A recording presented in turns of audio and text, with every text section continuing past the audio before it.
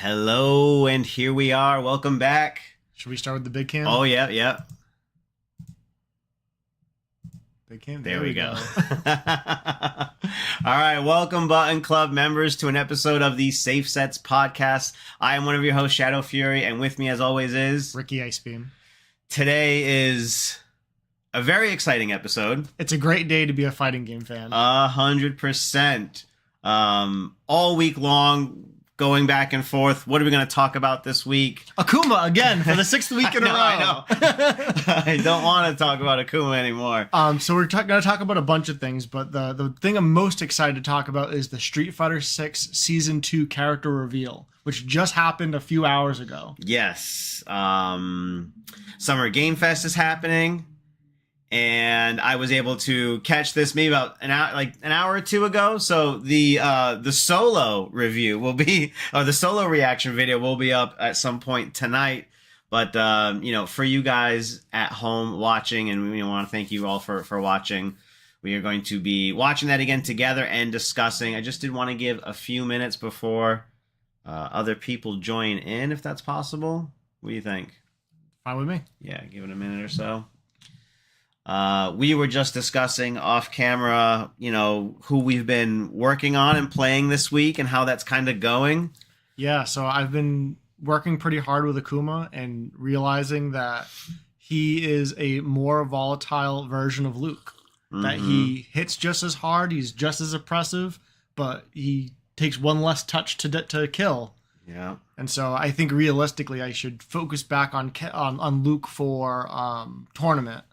And then there's really not a good reason for me to play both Luke and Akuma as like main tournament characters because they're kind of doing the same job. And so I don't think I'm going to find myself in a situation where I'm losing with Luke and think to myself, I'll have a better shot with Akuma.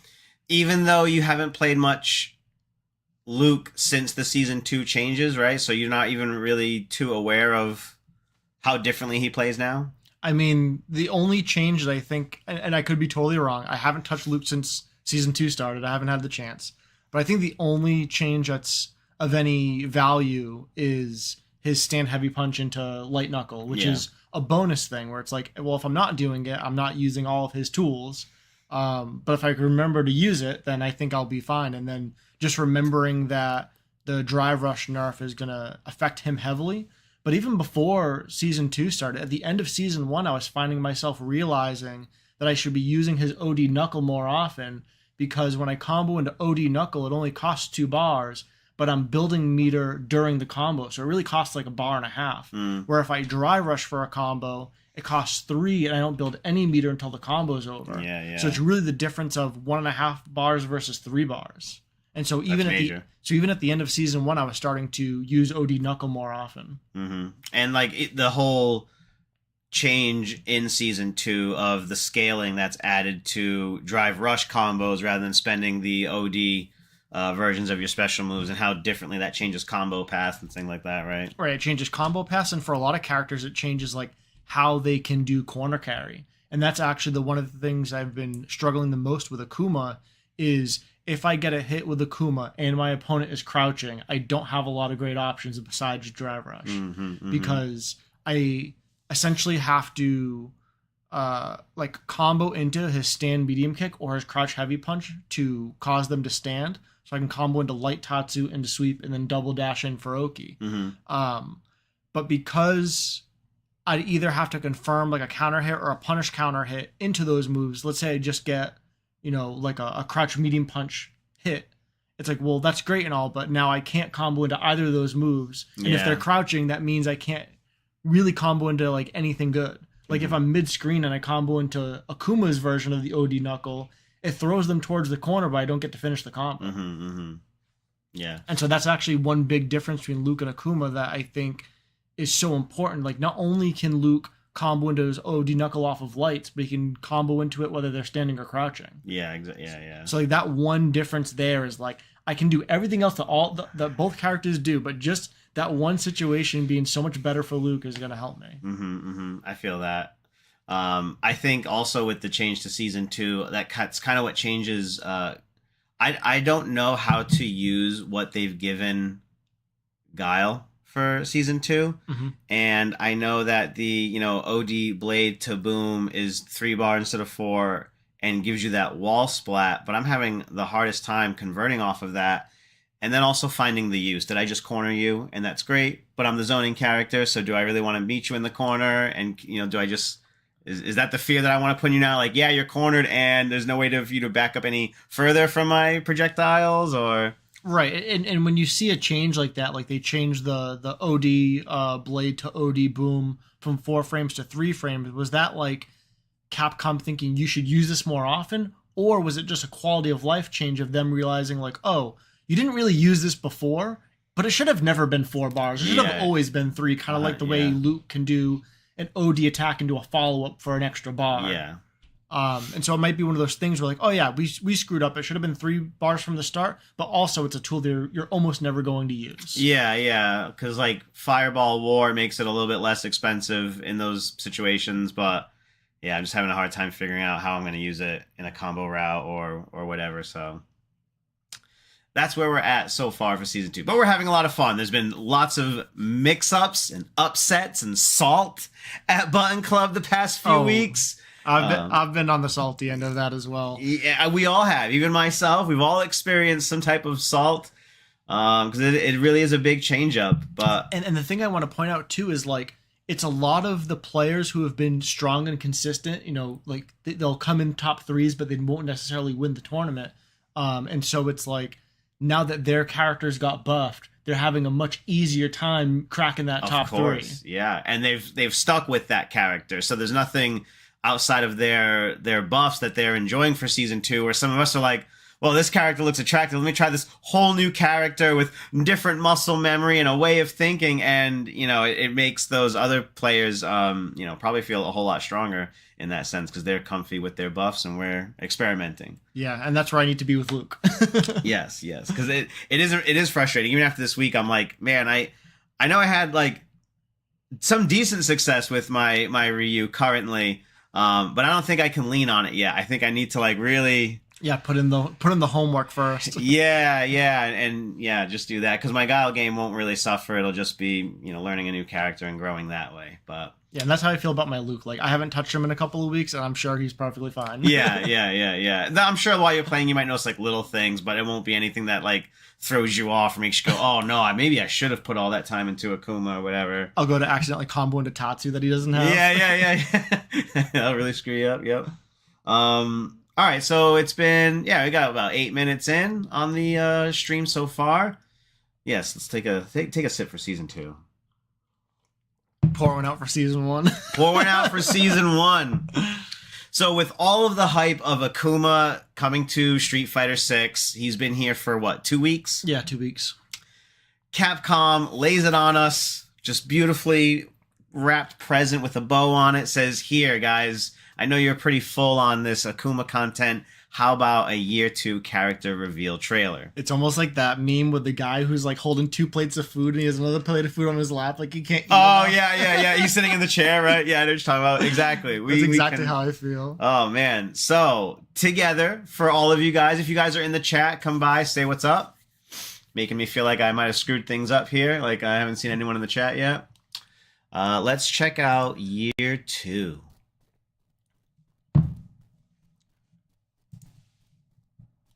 Just want to check everything. Okay, here we go.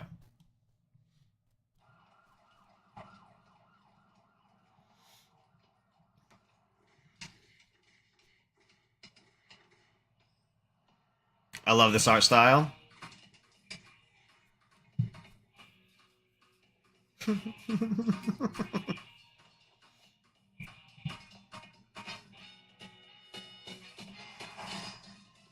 Bam. Even the music's so exciting. Capcom loves their blonde fighters. Yep. This was shocking also. To double down? Yeah. What were they thinking? I know. Yeah, right? What were they thinking here? This bothered me more than anything. Hopefully she's cool in this one. Hopefully. She's about to be the most annoying part of the bunch. And then right here you go, oh, that's only 3 fighters. What's going on? It's almost over. So sick.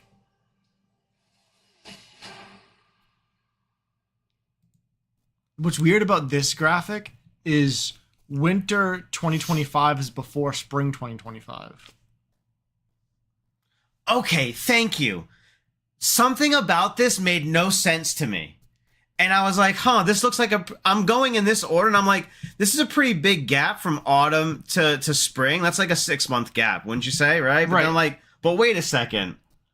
All right, that makes perfect sense. So this is not any type of chronological order here that you have to pay attention to. Elena is the last character. That's how I understood it. That season 2. Bison's first, Terry's second, May is third, and then Elena's fourth. That's how I read it, because I was looking at that. I was like, that's not the order of the seasons.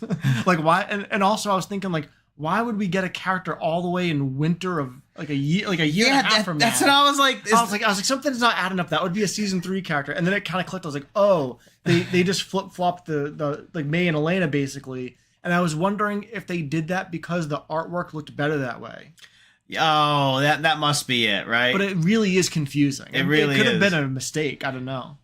Because I was thrown off. I was staring at the graphic for like 2 straight minutes. I was like so confused. I was like, something's not right here. But I think that's what it is. I think Elena's fourth and May is third. I'm glad you picked up on that, because I knew something was wrong, but for the life of me, I could not nail exactly what it is. But yeah, your boy M. Bison looking pretty menacing. Yeah, I'm not unhappy to see Bison. The thing I don't like about seeing Bison, that means Balrog might come to the game at one point. So I watched Smug react to it, and he said the same thing. Like, does this mean we're going to get more of the Shadowloo? Because I don't mind Sagat. I don't even really mind Vega, even though I think he's kind of annoying. But yeah, Vega's super But Balrog, I cannot. I'm sorry.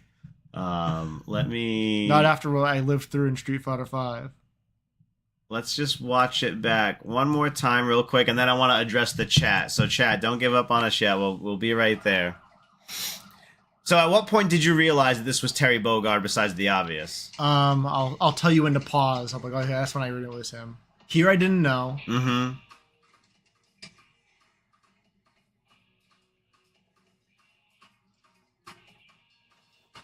Right there. Yeah, right you there. Had to have known. It was right? there. I was like, oh, I think it's him. And I saw the star. I was like, yeah, that's definitely it's got to him. be. And then I was showing my wife this after I had watched it, and she's like, not really interested. And then I was like, but have you seen the Kirby Terry? And so that's in Smash Brothers when Kirby absorbs Terry, and then he has like cute Kirby voice version of all the special moves. Okay. Yeah, this threw me for a loop, and I feel like we saw people talking about M. Bison and Elena for season 2. Yep. Yeah, especially them Bison. I was like pretty confident we were getting Bison. I just didn't think they would, we technically like just lost him, right? I feel like. So he's coming back on the quick side, I think.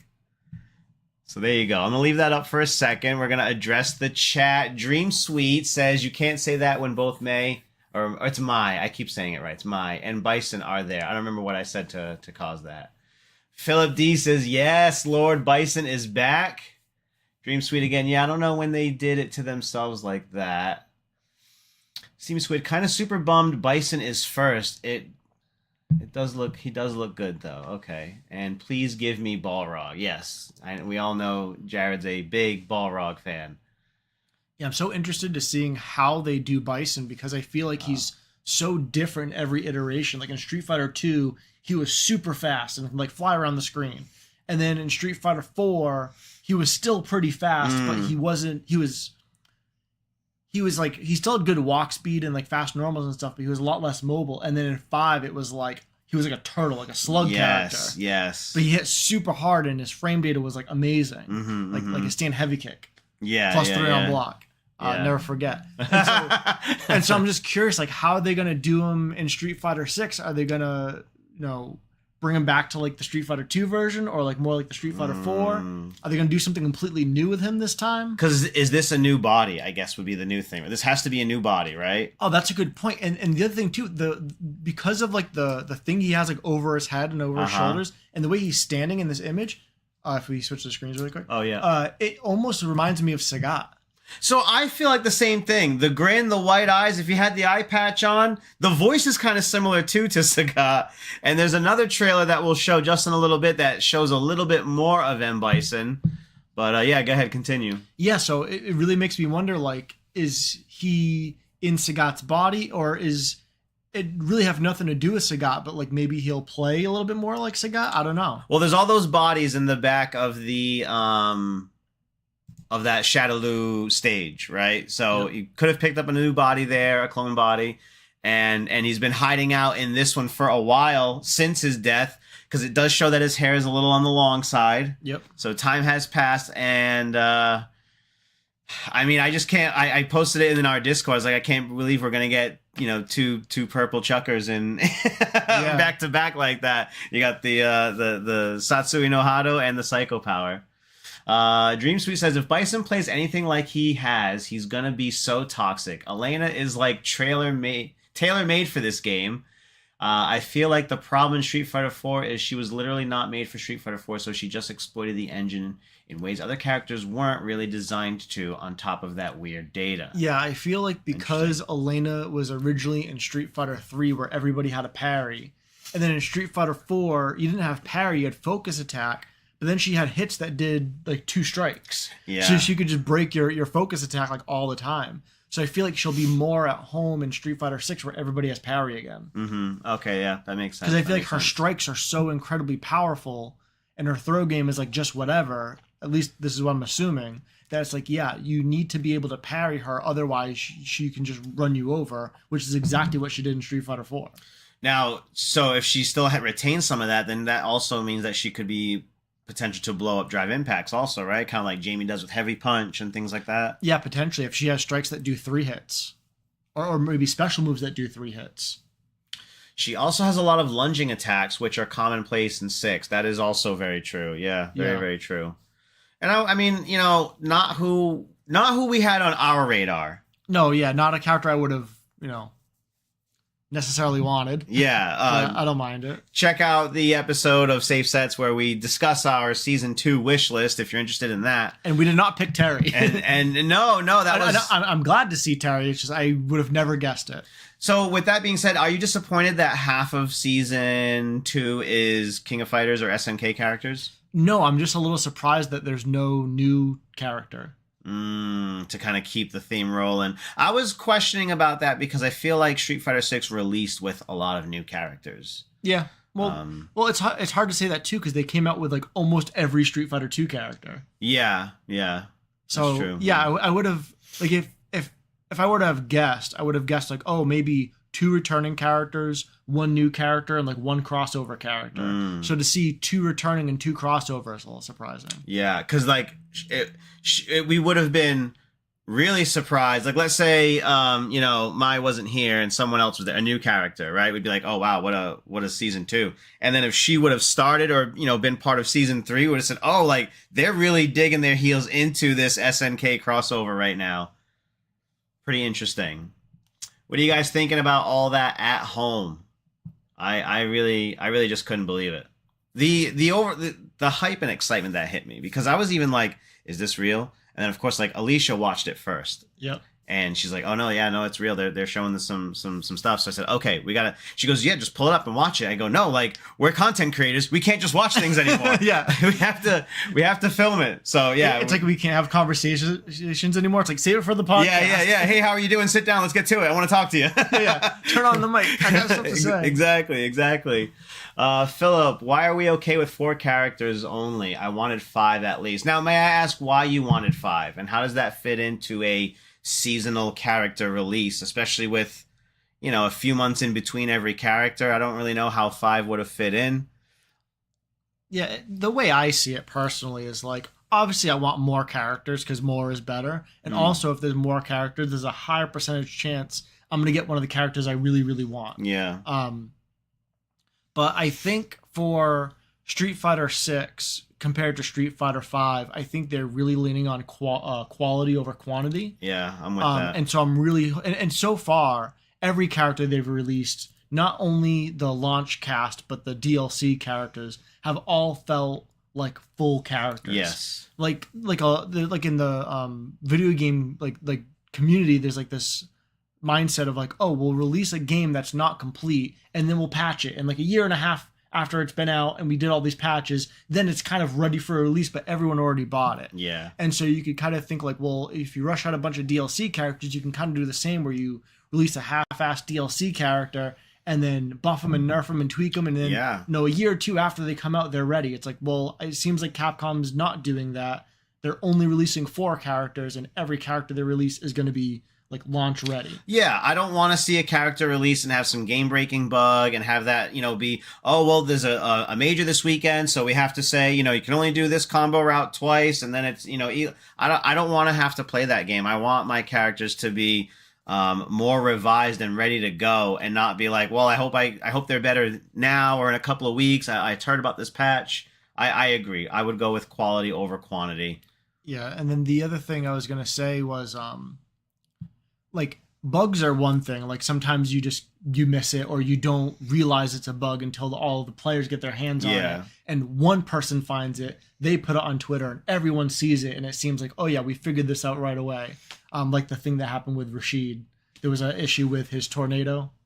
In 6? Yeah. Oh yeah. I forget exactly what it was, but it was something about how you could like pop his level 2 and just like chip away all your opponent's drive gauge. Oh, okay. But it was a bug and they fixed it like within a week.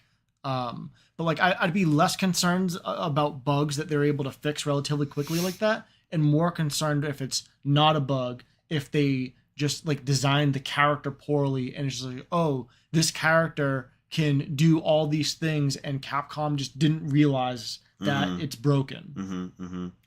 While we're on the subject for a little bit longer, Philip, who were you hoping for Season 2? Maybe that'll help also answer that question. Steamy Squid says, do you think that Bison will be as popular of a pick as Akuma has been so far? I think so. Close to. I don't think there's a character you can compare to Akuma. Really? I think of DLC hierarchies, I think he's top dog. I think he's like, and I don't have the data to support this, but I'm sure if you look back on how many players bought each DLC character in Street Fighter V, Akuma would have been at the top of that list. Yeah. At least that's my assumption. M. Bison hasn't been part of a launched game, you would say, since he wasn't playable in 2 in the very beginning, right? And then this is like, and now we're having to wait for him this year, and I think that's kind of cool, especially how the story ended in 5. So I didn't play Street Fighter 4 on day 1. Was he one of those characters you had to unlock? Who's that? Bison? No, when the game first came out, he wasn't even. That's why it's Championship Edition, because they've given you the 4 bosses of the game. That's Street Fighter 2. I was saying day 1 of Street Fighter 4. Oh, I'm sorry. I don't remember. Yeah, because part of it. Yeah, so I didn't play Street Fighter 4 day 1, but I remember there were certain characters where like you had to like beat arcade mode on a certain difficulty to unlock them. Yeah. I think Goken was like that, and then like eventually Seth was like that. I just don't remember. Seth makes sense. Yeah, I just don't remember if Bison was one of those characters or if he was just like in the launch roster. Like everyone, they added, and as an SNK fan, I like having mini CVS 3. Absolutely. Akuma, Sakura, and Saga are like the golden trio of DLC now. That's true. That's pretty true. 3. Steamy Squid, also, which character do you think will be a bust for Season 2? Like Ed? Oh. Like who's going to be like, I don't care that this character's here. Yeah, like the least impressive. I mean, I don't think Ed's that bad. I mean, if you look at the usage stats, I think Ed's like in the top 5. Yeah, he just didn't really. No, yeah, I'm not digging Ed either. And I don't like fighting him, but I'm in the minority. I guess. I'm not sure, Jared. But I think of the 4 characters that got announced for Season 2, if I had to guess, I would probably say Elena's probably going to be the least popular, just because she's a kind of a specific archetype, almost like Minot in Street Fighter V. Okay. Where it's like, yeah, she's not for everyone. Even if she's really, really strong, even if she's like a top 5 contender, a lot of players just aren't going to play her. How do you think she's going to play? Real quick. Annoying. Like, what's going to be her health regain? Is that going to be a thing in this game? I really hope it's not. Is it drive me to regain? No, it better not be. I think they're just going to give her 3 cool moves. And call it a day? Yeah, but I think she's going to have a really fast overhead. Okay. Yeah. Philip D. And of course, quality over quality. Just do it for 5 characters, not just 4. Okay. Samuel Ray. disgusted that Charizard is not including in this. I would have been hyped for Charizard, let me tell you. People like their Shotos. I would even take Incineroar at this point. Bison was in the starting of 16 IIRC. He's in the original arcade version. Level 2 healing. Yeah, exactly. That's what I would imagine. Level 2 healing. Like, I really hope not. Healing's so busted. So busted. It sucks. And guess what? If you want to heal your drive bar, stop getting hit. Like either parry something or chill and neutral. Play the damn game. Yeah, throw your opponent. So with all that being shown so far and all of this hype for season 2, M Bison says summer of 2024. Do you think that's before or after Evo? When's Evo again? Is that end of July? Oh, so let me hold on. I can find out for you for sure. Yeah, but I believe the way Capcom does things is when they say summer 2024, they mean like the day before school starts. It's like the end of the end of the end of summer. It's going to be like September 9th or something. No. Well, Evo this year is July 19th through the 21st. Yeah, so definitely after Evo. So definitely do you think like Evo weekend will happen and okay, here you go, here's Bison? No, I think it's going to be either the like last week of August or like the first week of September. Because every time they announce a character for like summer of something, it's never like the beginning or the middle of that summer. It's like, it's technically still summer, I guess. Yeah, but it's way yeah. later than we wanted. Same thing with like autumn 2024. It's going to be like November 20th. It's going to be like super late in autumn. It's going to be practically winter. This is also really good because this kind of helps build up hype to the City of Wolves game, fighting game that SMK is coming out. So hopefully that'll bring some crossover and keep people excited about that game because I would like for that to be a hit for them also. I posted your reaction video. And okay, thank you so much, my sweet Tech Noir, everybody. 2 seconds for Tech because without her, literally nothing gets done. This would just be me and him with no podcast. And you wouldn't be here. We'd just be meeting up every week to talk. Yeah, that's what I was thinking, Philip. So, I mean, that would be hype. I get my heart broken too often. That's true. So Akuma, this was 2 weeks ago, so that was technically the end of May, right? That he came out? I think so. Yeah. So we've got technically May, June, July, August. Yeah, I would say like August, September. Yeah, that makes a lot of sense. Yeah, End of August, maybe, right? That's what I'm thinking. Yeah, that would make a lot of sense. But like I said, it would be better if it came out sooner. Of course, but... yeah. Well, like you have to give time for Akuma to marinate, everything else to kind of keep working and building. And I would imagine also when he releases, that's going to give Capcom enough time to eyeball how Season 2 is going and create the necessary adjustments for us to have for Season 2. Yeah, and that's another thing to kind of think about, too. It's like, before Season 2 came out, they already had Akuma done. They already had the Season 2 changes locked and loaded. And they were already working on these characters. No, absolutely. So, like, they're on, like, this moving platform where it's like, whatever they're working on, they have to, like, do it way before it's ready to release. Oh, of course, yeah. So, like, for all we know, they could have, like, Bison and Terry 100% done, and they're putting the finishing touches on Elena and May, and they're already contemplating the next year's changes. Absolutely. And also, like, selecting next year's Year 3 DLC. Because I don't know exactly how long it takes to do all these things. But they might have, like, for all we know, they've already selected Year 3 DLC. And are like, absolutely. They could be like commissioning art for Year 3. Like, I have no idea what that timeline's like. They did a video when Street Fighter 6 first came out, a little bit about like the making of it, and I remember one of the two gentlemen that are the face of working on this game basically said that every character takes about 10 months to a year to complete, to be fully ready. Everything's good to go. So yeah, you have to know about these things well in advance to be working on them. The team probably already has most of Season 3 figured out logistically and just or started in the computer. So with this releasing today, M Bison coming out in summer of 2024, tomorrow we get a gameplay trailer for M. Bison. Really? Yes. That's so soon. So let me bring you to this next bit here. Here on Twitter, bam, put on a big grin and stretch out those knees. We'll be premiering the M. Bison gameplay trailer tomorrow at 8 a.m.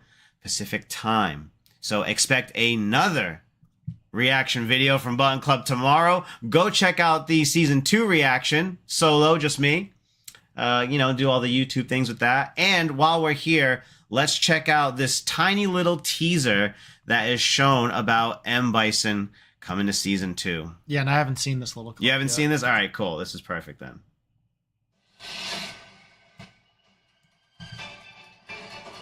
It's just Twitter quality, so I apologize.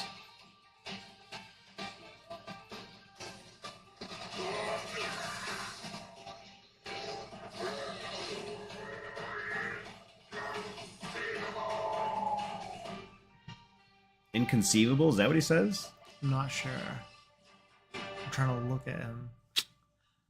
I couldn't get anything out of his physique. I'm trying to, It's really more noticeable about his clothes. The things on his the back of his hand, his legs, the pants, the knee. Let me see if I can find a better quality of that real quick. You want to read Philip's comment there? Sure. When do we think say? they're going to do the patches this season, since it's going to be multiples this time around? That's a good point. I'm assuming it'll be after big events, maybe right after Evo they'll do a patch. But I didn't I'd heard that they're going to be doing the patches more often, but I didn't see if they said how often they're doing it. Is it going to be twice a year, or 4 times a year, or just as needed? I don't know if anybody knows. No, I don't think there's any specifics on it, actually. They just said that they were going to plan on doing it more often, so... Yeah, so I would assume maybe 3-4 times a year, and so probably right after Evo would be a good time to change things up. All right, here we go. I found it. Give me 1 second, everybody, while we transition over here. Just want to make sure that we're on HD. Beautiful. Okay, here we go. Here's a better quality version of the M. Bison teaser.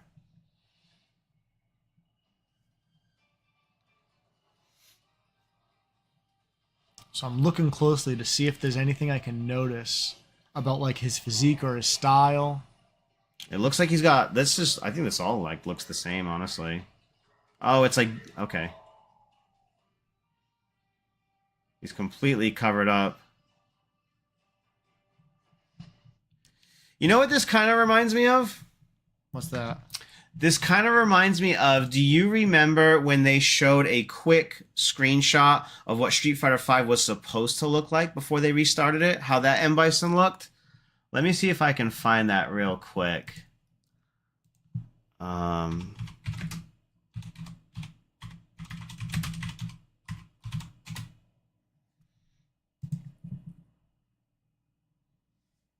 Yeah, I remember there was a video. Right here. This probably isn't going to be good quality, but where did you go? No, not really. Not really, I guess. Maybe my memory does not serve me correctly. Sorry. This is what I was talking about, just so you guys can see. Small picture, but... It looks like Tekken. Yeah, it does. It really, really does. Yeah. But I was going to say there was a video that was put out, and I think it was Mike Ross versus Combo Fiend, and it was Chun-Li versus Ryu before anything on Street Fighter V came out. And it's that right there. Oh, yes. And, yeah, and it played so different than what we actually got. Yeah. Can we actually pull that up, the video? It actually looks... Is this... I can find it. Let me just go to YouTube real quick. And you said... so this is SF5... Mike Ross versus... Yeah, Combo Fiend. I think they fought each other in an exhibition. Right here? No. Exhibition. Team Combo Fiend versus Team Mike Ross. No. I know what you're talking about. Just try to put in Street Fighter V pre-release. It might... No, it's not the birdie one. Yeah, that top video. Okay, here we go. And I guess Yeah. So this is just to kind of go and show you, like, we all know what Street Fighter V ended up being like on launch and after multiple iterations. And it's nothing like this. And this is, I think, 2014? Yeah, 2014. So it's got revenge meter instead of the V trigger. The lighting is very different too. It's kind of poor and flat now. Yeah. Auto 720. Like, she doesn't have that combo.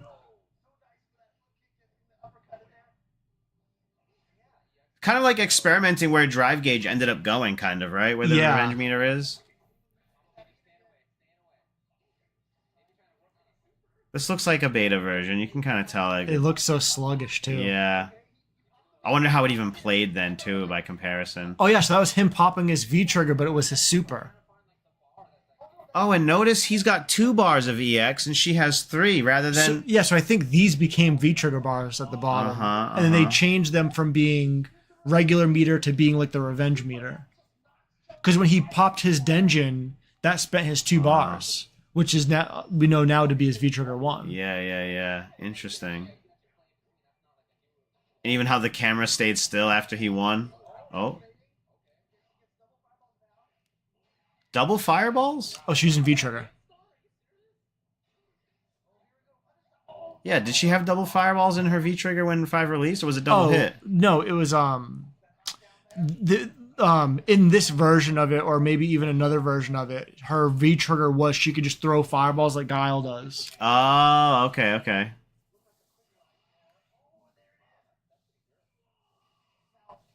But it's just so interesting to see this, where it's like, this is them literally showcasing the game as a demonstration, and it's not even close to what we got. I know. In a good way, what we got was much better than this. Yeah.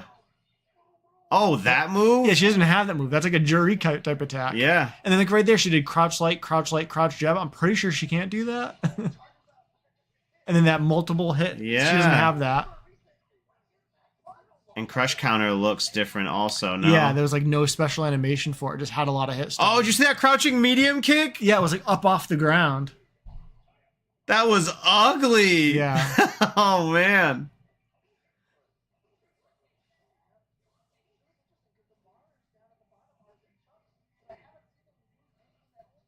Yeah, see, that's his V-trigger, and he spent those. So weird. So revenge was more of an attack rather than going into...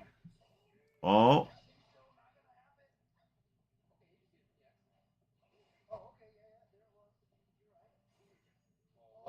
Oh, no. Oh, man. I think he's trying to chip him. Oh. But there's no chip kills. Yeah. Well, actually, maybe in this version there was. No, there's not. She dashed into that. Yeah, that one she Yeah. got hit by, but yeah, you can't chip kill. Even the combo counter was so different. Wow. Interesting. So we've come a long way in 10 years. Oh my god, I feel old. Come a long way in 10 years. Philip D says, can't be Sagat's body. He has hair. LOL. Well done. Them is facts. So how excited are you guys at home for the Season 2 characters? How excited are you, Mr. Ricky Icebeam? So I'm pretty excited. The character I'm most excited to try out is Terry. What about you? Of the 4, which one are you most excited about? You've got 4 guesses and the first 3 don't count. May. Yeah, exactly. I'm feeling M. Bison. Yeah? Yeah, I'm feeling M. Bison. I don't know what it is about this game or where I'm at as a player in this game, but the charge characters are feeling nice for me. They feel tighter than the motion inputs right now, especially for leverless and learning. So I think that might be a little bit more in my wheelhouse currently. And I did play a little bit of him in 5. So might be cool to rehash some of that and play the slow walking villain kind of thing, you know? Yeah, I was thinking about it on my drive over here, in Street Fighter V, the thing he had that was really annoying was his V skill 1, where he'd grab a fireball and then throw it back at you. Yes. And so, because everybody has parry in this game, I feel like he doesn't really need that anymore. So I'm really hoping they don't give it back to him. What about him having a projectile, though? He doesn't need it. He doesn't need it. That was really annoying, too. The OD fireball, and then just do it whatever he wants. Make his way in, because it was slow as hell, right? I mean, if they do give it to him, it'll be easier to deal with because you can parry it. Yeah. But it was just really annoying that he had that tool that he really doesn't need. He's never had it before, so hopefully it doesn't come back. Yeah. I'm not looking forward to Ryan's Bison. No, you shouldn't. You shouldn't look forward to that. You see, my Akuma did some work this week. Yeah, did some Akuma work this week. Not too bad. All thanks to this guy right here and his tutorial, which if you haven't checked out, go check out last week's episode of the Safe Sets podcast, where this guy spills all the beans on his setups and combo routes and all that. So, and I'm sure you've elaborated so much more on that in this past week. So not so much. Not so much. So we're not going to see Akuma this week from you. I still don't know. I'm torn. Give me one more week. Yeah, give me one more week. Let's see how this week goes. That'll be 2, 3. Yeah, if 3's not a charm, then I guess it is what it is, right? Yeah, I'm torn about it because I think it's safe to assume my Luke is much stronger than my Akuma. I've been playing Luke for a year. I've been playing Akuma for 2 weeks. Yeah. But yeah, I don't know. It's I think Luke is my tournament character and Akuma is my fun character. So when we go to defend the North, I think it would serve me best to lean on Luke. And so it's well, then what am I doing every week when I'm doing my homework and then going to the weekly? It's shouldn't that all be preparation for majors? And so it's I should be able to still play Akuma on the side here and there for fun.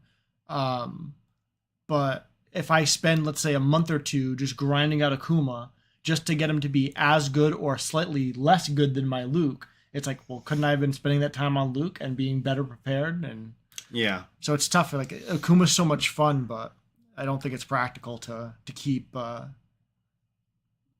experimenting. To keep neglecting Luke. Yeah. How much time do you spend a week playing Street Fighter 6, including your lab time, your lookup time, and things what's your? So it's not as much time as I wish I had. I really don't have that much free time. I would say on most weekdays. So Monday we have the tournament, so that's kind of doesn't really count. It's how many matches I get. But Tuesday through Thursday, I probably spend 2 or 3 hours a day. And then Friday we do the podcast and we play after the podcast.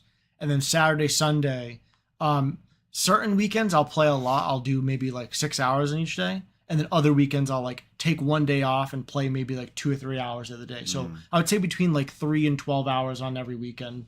Every weekend's a little bit different. Interesting. But pretty consistently the Tuesday through Thursday being roughly 5 or 6 hours worth of playing and practicing. I always wondered that. And then when you after Monday and you go those Tuesday, Wednesday, Thursday, is that reflecting on Monday's footage and using that to prepare for the week? So I am guilty of not watching my matches. I should do it more. It's a good tactic, stunned. And I tell people that they should do it. I am stunned. The thing I struggle with, as always, is time scarcity. I always feel like I have no time. So if I have, let's say, 2 hours on Tuesday to put towards Street Fighter, it's playing. Well, I choose playing. What I should do is watch my matches because it's so valuable. But I choose to not watch the matches. I choose to play the game instead because it feels like I have such a limited time to practice. Yeah. I find that when I find something exciting to watch on YouTube that's a tutorial or, how to or this and that, when I find it, it's late at night and my brain's no longer ready for all that new information. Yep. So it'll be 11 o'clock, 12 o'clock. And then sometimes it's not even that I'm too tired. I'm too excited. I'm just too hyped. So this web browser here is not, it doesn't show all the many tabs that I have open on my actual pins. And, I'm going to watch this later. Oh, this is 2 Guiles going at it together. Let me actually save this for later so I can see, which one I want to, what I want to take from each one. And then that'll be there for a couple of days. So I go, oh, I never watched that video. Let me check that out. Yeah. A lot of times for me, it's very specific things like let's say on a Monday night, I'll drop a certain combo or I'll find myself in a situation where I don't know exactly what the right thing to do is. And Mm-hmm. I'll kind of replay it in my head a couple of times and say, okay, let's take this into training mode. Let's figure out the optimal route. Or I'll have an idea of something and then say, okay, let's go into training mode and kind of flesh this out and figure out, like, is it worth it to combo into heavy Tatsu in the corner versus heavy DP? Yeah. And kind of weighing out the pros and cons. And so usually I'll do it in training mode first and kind of make a judgment call, but then I'll take it online and play with randoms and try to figure out, like, okay, in my head I do it like this, but like what actually works in practice. Have you been playing a lot of Battle Hub lately? Because Battle Hub has been handing out the drive tickets to purchase have in-game stuff. So yeah, I need to hop on it more often. Then. definitely do that, because I went recently and it says like if you lose a game you win so many votes, and then if you win a game you get so many more. And then when I loaded back up into the game later on, under the news or whatever, I had all these rewards to open up. I ended up getting over 2,400 drive tickets. Oh wow. That I opened up in that moment after playing however long I did the day before. And I probably had another 5 or 6 rewards before that I had opened up previously. So I've been buying music and costumes and stuff. So they have not been stingy with the drive tickets this week. So if you guys are at home looking to play, go check out some Battle Hub. And I think they want people like to kind of maybe free up rank and make it like an open lobby, learn, play together kind of thing, you know? Yeah, for a long time I was avoiding playing ranked and only playing Battle Hub if I didn't have, one of the button club people to play with.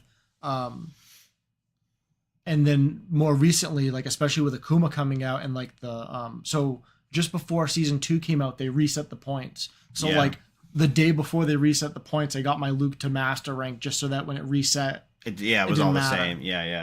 Nice. And then when Akuma came out, I took him into rank pretty quickly, got him to master rank.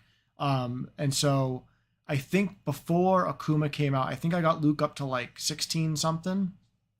And then my Akuma, I went all the way up to like 1690 and then all the way down to like 1510. Oh, wow. And I think now I'm somewhere at like 1580 or something like that. Wow. The trials and tribulations of the glass cannon, right? Yeah, literally. It's tough. And playing on tilt as that character serves you even less, right? It was mostly frustrating, but like I lose a game because I was too aggressive. So then the next game I'd be more passive, and then I lost because I was too passive. And it's like there's no right answer. And then like the next game I just totally win for free because I just touched them twice and they die because I'm Akuma. Yeah. So it was hard to kind of figure out like what's right and what's wrong. Yeah, it'd be like that sometimes. Definitely do. Especially like I always ask for help. So sometimes I have, like 6 opinions swirling in my mind as to what I should be doing, and automatic mode takes over sometimes. A terrible crime. And the other thing I have to remind myself of too is like I don't need every situation to be optimal. I just need to like the things I'm doing well, keep doing those and work on the things I'm not doing well versus trying to take the things I am doing well and like perfecting them. It's like just keep doing that, like keep doing the easy combo for now and then figure out, this other Oki situation that I'm not familiar with. Because I have a habit of like trying to like perfect something, like squeeze an extra 10 damage out of something. It's like it really doesn't matter. I went down that rabbit hole, especially with Guile with some of the more elaborate combos, and then as soon as when you go, ooh, that was 6107 instead of 600 or 6000, and it's exciting, but to try and do that combo in a tournament setting is just very, very difficult. And why am I over here potentially putting a W or an L on the line for an extra 100 damage when I could just leave that to chance, especially if I have the life lead and things like that. Right, or more importantly, like you might spend 2 hours practicing that combo and then it never comes up in a real match. Yeah. But what does come up in a real match is your opponent drive rushed and you didn't check it. It's like, why could I spent 2 hours practicing that? Yeah. Especially when it comes to the boom loop stuff, which was a deterrent to be a Guile main currently, because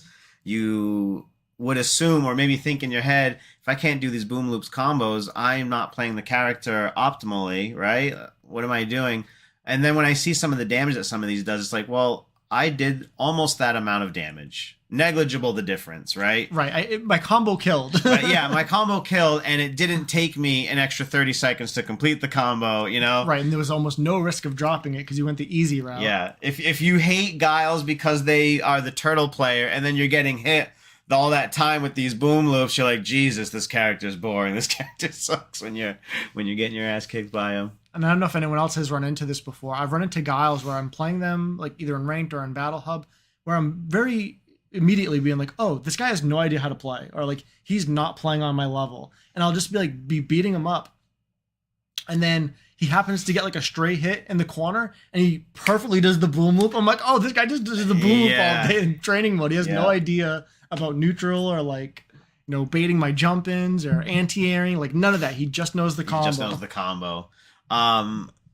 What did you think about Bonchan? Did you see what he said about worrying about whiff punishing in this game? No, what did he say? He said it's a waste of time, and it's people focus so much on whiff punishing in this game, and it's a waste of time, basically. Like, if you get it, great, but to be like on the hunt for it the entire time, if you're in that range, you could just basically be aggressive or be away and change your game plan if you're worried about whiff punishing in that range, basically. Yeah, and I'm assuming he's alluding to like the mental resources. Like if you're spending your mental resources looking for whiff punishes, you might be missing them jumping at you. You might be missing them, or just kind of waiting around and letting them throw 6 fireballs at you. Yeah. Because at no point are you contemplating jumping. You're so focused on whiff punishing. And also, I think in a game like Street Fighter 6, where drive rush is so quick, it's like you could be looking for a whiff punish, but then they go to drive rush. You acknowledge they're drive rushing, but like even if you like try to check it, like you might miss it. Yeah, because you weren't expecting it. Like, I think it was more worth it in Street Fighter 5 because there was nothing that fast and that hostile that they could do. So it was like both players not taking a risk, and so a whiff punish in that context is very, very valuable. Where in Street Fighter 6, it's like if you're waiting, you could just be attacking. Yeah, that's more or less what he was saying, and I just found that interesting. I wanted to see if you had any idea about it. No, so I hadn't heard about that, but the one thing I will say that I've been doing more lately in Street Fighter 6, and it's been helping me a lot, is when I'm in the corner, just calming way down, like not panicking, not jumping out so much, and then also a situation where like if I'm burnt out in the corner, but I have my level 2, especially with like characters like Luke and Akuma, where the input's down, back, punch, I'll kind of convince myself and say, I'm just going to keep tapping down and back over and over again and look for the drive impact and react with punch so that I get my level 2, accepting the fact that if they do pretty much anything else, like there's a good chance I won't be blocking if they just do an attack. Yeah. And I just have to tell myself, I'm fine with, like, I'm choosing how I die, and it's not going to be drive impact. Okay. I'm going to react to it. I like that. Choosing how you die. Right. It's like, because if I don't react to the drive impact, then it's like, okay, well, I'm ready for everything but drive impact. And I'm basically saying, I'm going to be ready for drive impact and nothing else. Yeah. That's the biggest, like, alarm right now. It's the only thing I care about stopping, because it's like, I'm already in the corner. I'm already burnt out. I've basically, like, earned my loss. Yeah. But at least I'm going to react to your drive impact. Nice, so you better not do it. I've earned my loss. You need to write a book, I swear. And we're like daily proverbs on Twitter or something, like, last question before we move on to the next point of the show. What did you think of Karate Kevin's new controllers? Did you get to check those out on Monday? So I saw one of them. He had 2 new controllers? Yeah, the boy splurged and bought 2. He splurged and bought 2 controllers?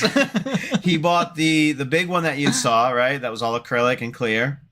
And then he bought a mini version. It's even smaller than that. So I only saw the mini version.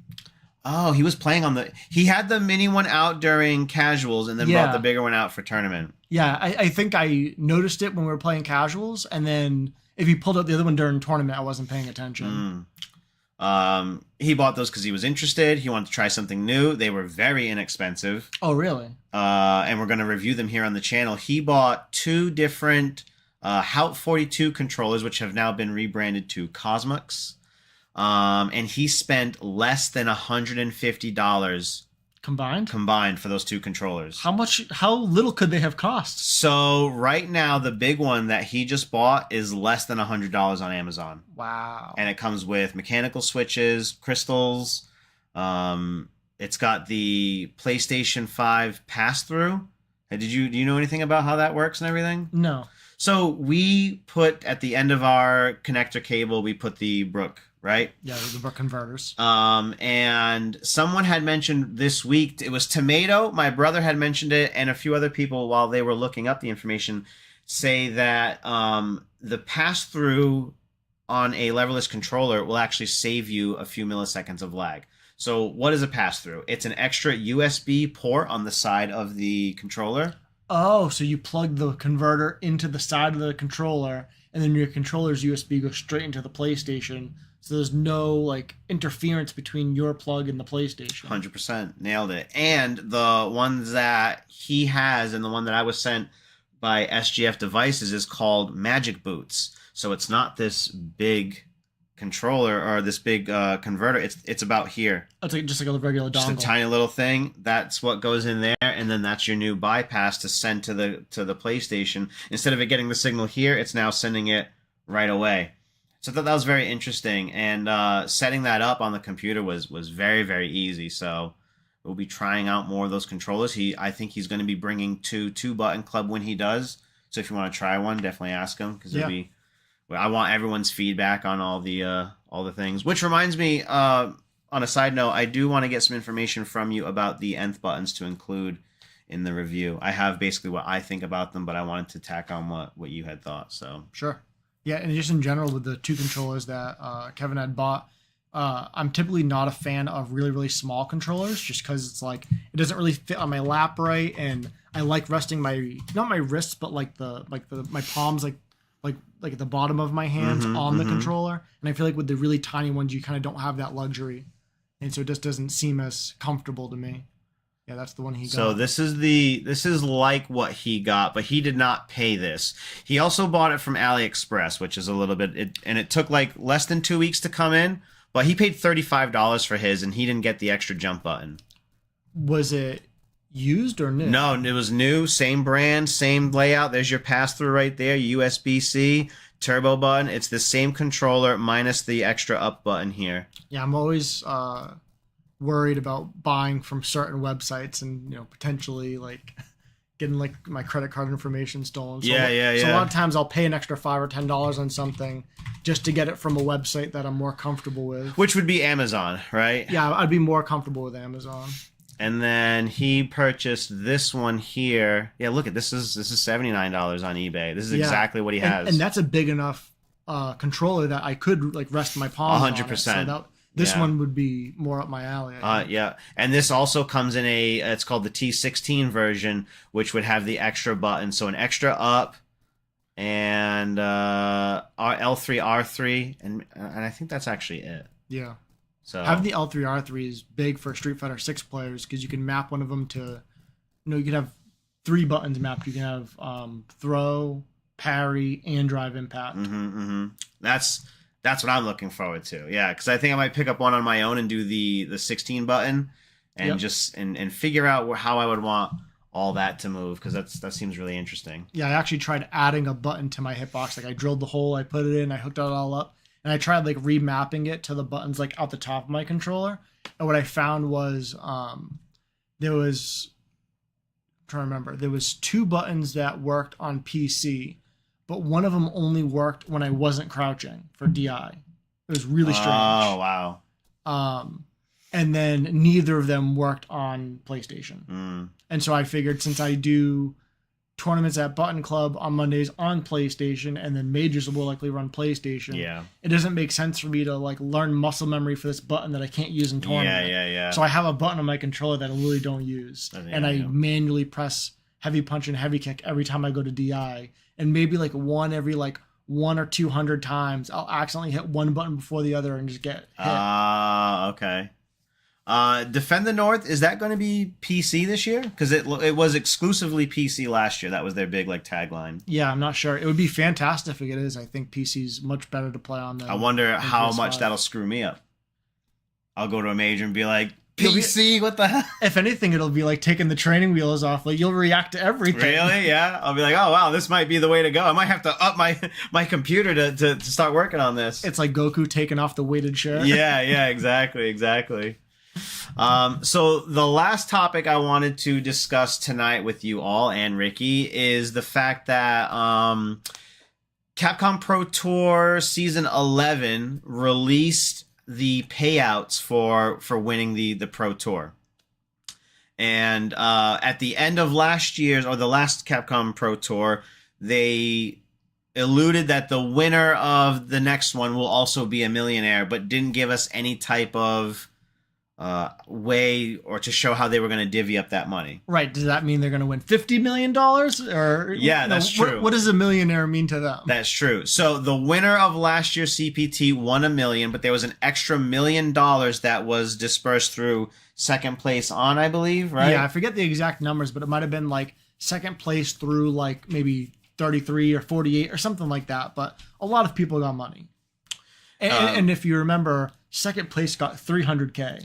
Yes. And so it was a $700,000 money match. Yes. Which is a huge difference. I would have loved to see second place get like $500,000. That's what I was discussing with Alicia today, because this topic came up and I was bringing it up to her as we were on our way to work together. And that was my view on it. Second place, $500,000. That's plenty of a deficit, right? But that was with last year's budget. Exactly. Last year, essentially, the whole budget was $2 million. First place got $1 million, and then the $1 million got spread out throughout. So if we click over here, for this year, this is how it's going to boil down. So first place, there are people of their word, will be a millionaire again for Capcom Cup 11. And that's pretty much the only value I agree with on this chart. So right away, second place is a $900,000 difference between that. That is absolutely massive. What do you guys think about that at home? So much. And then third place gets cut in half. Yeah, and if you're looking at these numbers, like if you're a pro player and you do this for a living, like first place is hitting the lottery. Second place is like, that's your year salary, probably, and then some. Third place is like, in addition to all my other tournament winnings, this completes my year salary. And then from fourth place on is like practically chump change. It's nice that first through 48th will get money. That is generous in that way. But I would actually rather, I don't know, top 16 get paid out. Would that make a little more sense? And then all this extra money can get, added to the rest of the rankings here. If I could change this, what I would say is if you're not top 16, if you're 17th through 48th, I think all those players should get like $1,000.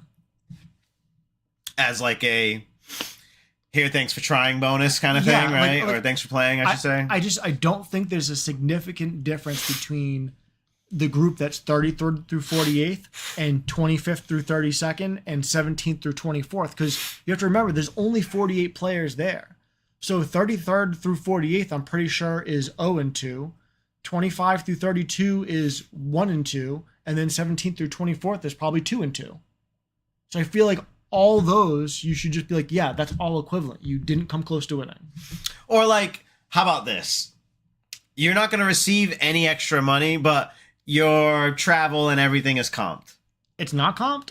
I would imagine it's not, right? I think that's what sponsors are for. There's no way that they're like, if so-and-so is in this bracket and he's like, hey, I actually can't make it. Oh, sorry, kid.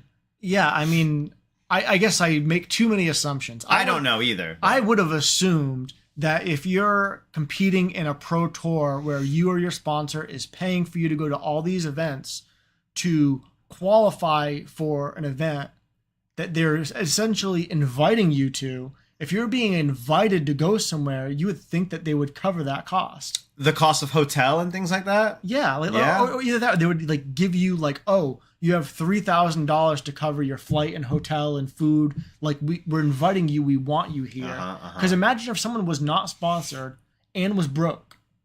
Do they not go to Capcom Cup even though they qualified? Like, what are they supposed to do? That's true. Especially some of the online players. Because if you're an offline major, like if you qualified by winning a major, it's like not only did you have money to get to that major and sign up and do all those things, but you won money from that major. But if you qualified through online means, it's like you could be totally broke. Yeah. You could be sponsored and broke. You could be broke. You could be playing on your friend's computer on a keyboard, and you have no money to even buy a controller. Yeah, you're supposed to fly out and do all this. So I just assumed that you were breaking even by showing up, and then the 1,500 was in your pocket. But maybe I make too many assumptions. Yeah. Like I was saying a minute ago, I think if you don't make top 16 out of 48 players, like 17th through 48th should be treated basically all the same. You should get a very small amount of money, and in order to save some money for the people who did make top 16, I feel like 17th through 48th should just get like $1,000. Mm-hmm. Yeah, because like obviously $100,000 is nothing to nothing to blink at. That's life-changing money potentially, right? Right. But the way this all trickles down is not optimal in my eyes at all. I would have liked to have seen this done differently. I don't think this should be this much of a difference between first and second place. You have to make it sting. Second place has to sting. Yeah, but I think second place at a minimum should be $250,000. But then you look at the total prize pool, it's only 1.28. Exactly. So if you give first place $1 million because you promised that you would, and you give second place $250,000, so the sting's not so bad, you're left with what, $32,000 for everybody else? It doesn't. I think that they shouldn't have given first place $1 million if the prize pool is only 1.2 million. I think that with this size prize pool, it would have been way more fair if first place was $500,000. $500,000. I agree. And if you're gonna give first place $1 million, which I think you should, we want the $1 million. We'll take it. Yeah. But yeah, I think your prize pool needs to be adjusted. At least 1.5. I would have to agree. 1.28 is nothing. Was this a 40% reduction in the prize pool, more or less? Yeah. Yeah, 40% more or less. Yeah. So I mean, that's kind of a big hit. And if you think of it this way, if you subtract the $1 million out and say, okay, first place gets $1 million. And then last year it was $1 million gets spread out. Now it's basically $250,000 gets spread. It's close to a quarter of what last year's spread was. It's spreading really thin. Yeah. So I don't know. I would love for this to have been. I mean, I'm sure it takes time to nail down this information and get everything locked in. But I would have liked to have seen this breakdown at the end of our previous Capcom Cup. And or there's got to be a way of like us having a say, or them saying, you know what, we want to take your vote. What do you think? How do you think this should be broken down, or something like? Because when it comes, if you're going to listen to the players on patches, you're going to listen to the players on the characters that you introduce in the game. Wouldn't it be great to at least feel like you had a voice into how the payouts should be done, a standardized system so everyone thinks it's fair? Because what we haven't talked about yet, but we can talk about right now, is when you compare these numbers to what is going on. Whoops, my fault. When you compare these numbers to what's going on in that Saudi Arabia tournament, did we talk about that? Do you know anything about that? So the only thing I knew about the Saudi Arabia tournament was that if you do well in certain events, you get invited to that tournament. Yeah. So DreamHack was one of those tournaments. 100%. Yeah. So everyone was really dying to get into the top 8 so they can be invited. But from what I've seen from this ads, and I could be wrong, I've been wrong before, I will be wrong again, but from what I saw, it was $60 million worth of total prizes over 8 weeks and 20 tournaments. Right. And it wasn't evenly distributed. So without like pulling up the numbers and figuring it all out, like let's say Fortnite is one of the games and there's all these other games. It's like, well, the Street Fighter 6 tournament might be getting a much smaller percentage of that 60 million than like the Fortnite tournament. Yeah. So yeah, I'm not exactly how that pans out, but I know there's a lot of players that saw that and were like, oh, Capcom Pro Tour, what? Evo, what? Like, yeah, like why should we care so much about these legacy tournaments if they're not paying like these other tournaments? No kidding. These tournaments have legacy and prestige. When you get into fighting games, you say, what do you want your biggest accomplishment to be? I want to win an Evo. Everyone would love to win an Evo, right? But all you're winning is that title, Evo champ. You got hardly any money compensated, or even now here, like, a Capcom Cup Pro Tour winner. Yes, you're a millionaire. That is absolutely huge. And then everything else from below is, not hitting the same. Yeah, if there was another tournament on the same day as Capcom Cup and the first place prize was $5 million, players like Punk wouldn't go to Capcom Cup. Exactly. Yeah. Even if they had made it in Yeah. 8 months previous. Take my spot, right? It's and to go back to these numbers too, like I've been wanting to ask this since last year's Capcom Cup. Why are they admitting 48 players? Wouldn't it make way more sense to have 32 players? 32. I think 32 is a better number. Or like you do just straight 50 if you're going to go that close to 50. Well, I honestly think even top 16 is plenty. That's a lot of players. That's a lot of time it takes to get these players up, show their character cards, talk about it in commentary, take these breaks, show the sponsors. Like that is plenty of content for a tournament, in my opinion. yeah, the thing with the numbers and like I think 48 is an awkward number because if you look at how brackets work, it's like if you have an 8-player bracket, there's no buys. If you have a 16-player bracket, there's no buys. It's like, well, if you have 32 players, you could have 4 brackets of 8 players, or you could have 2 brackets of 16 players, and in the end, you're left with 2 to be the grand finals. Yeah. If you have 48, how are you going to split that up? Because if you do 8 players per pool, that's 6 pools, you're going to end up with 3 winners. Unless you give people buys, which doesn't make sense because everyone's qualified. Exactly. Yeah. So I think 32 makes way more sense as far as the brackets go, and it leaves more money for all the rest of the players. I think that if they only invited 32 players, and then if 17th through 32nd, let's say $1,000, that would leave way more money to spread upwards to the top 16. Mm-hmm. And I also feel like 9th through 16th should be all the same group. Because you did make top 16 and you did not make top 8. That should be one group. Yeah, I could agree to that. That's you calling your weekend early on a Saturday, and now you get to hang around on Sunday and watch the finals. Right, and like I appreciate that you might need to win an extra game to get a little bit further, but I feel like that's getting too nitpicky. Like the point of this tournament is to figure out who's the winner. Like most fighting game fans can't even remember exactly who won Capcom Cup or EVO every single year. Not to mention who ever made top 3.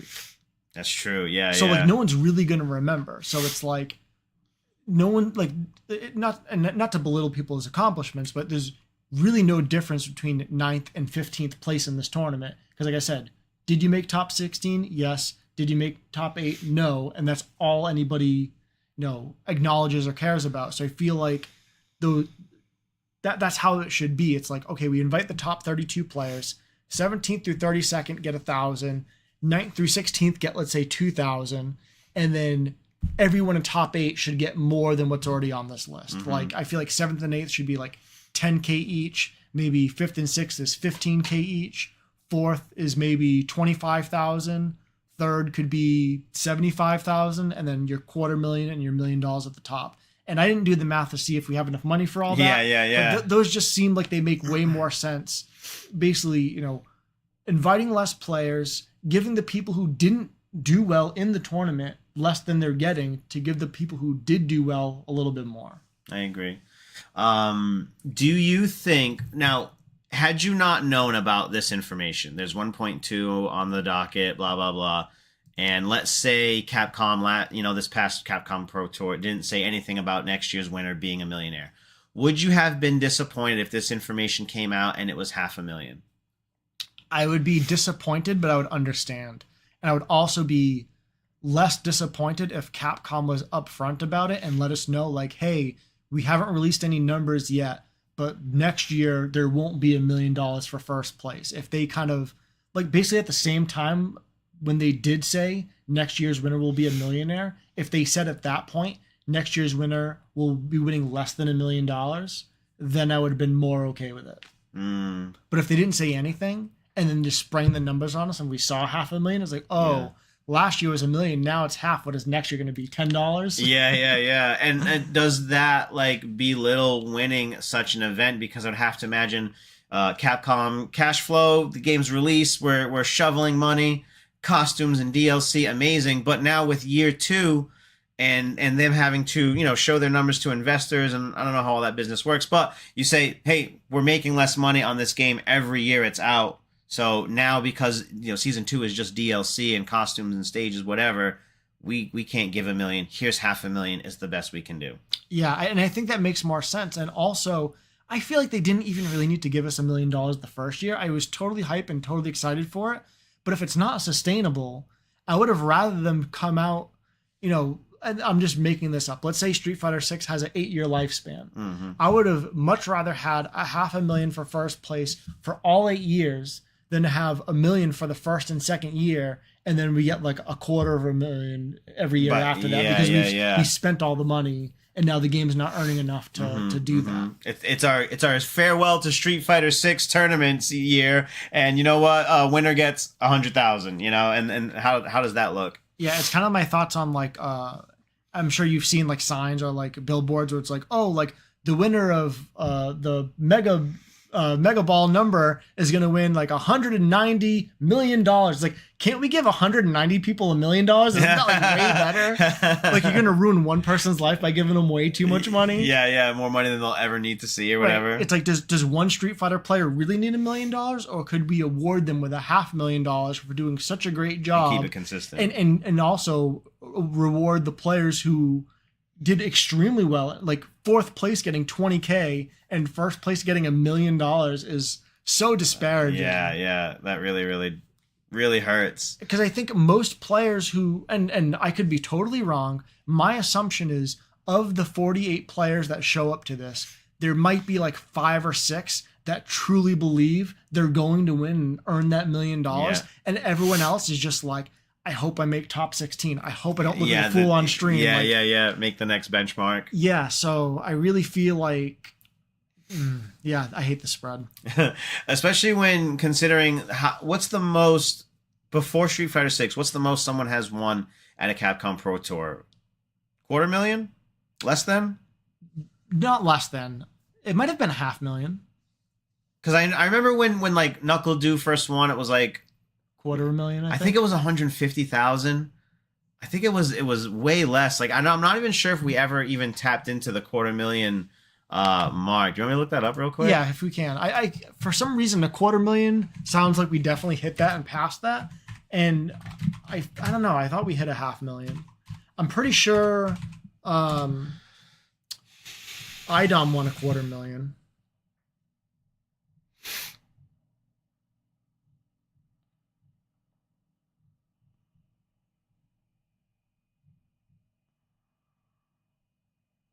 Okay, so yeah, even here, let me just switch the camera real quick. Yeah, and just to be fair, this is showing the last year of Street Fighter V versus the first year of Street Fighter 6, correct? Yeah. So it makes sense that it's so much less for Street Fighter V because it's the end of its lifespan. It's the end. Okay, so let me go back to the beginning of Street Fighter V then, which would be 2016 Capcom Pro Tour, right? Yeah.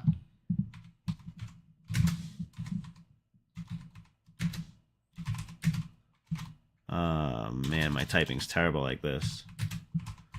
Pro Tour winnings.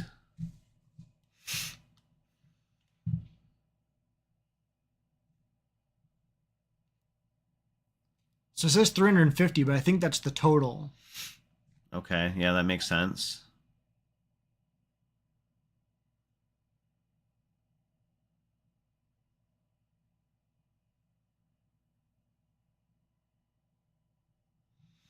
If you guys know in the chat, let us know. Let me just go back and just see if There's got to be a table somewhere.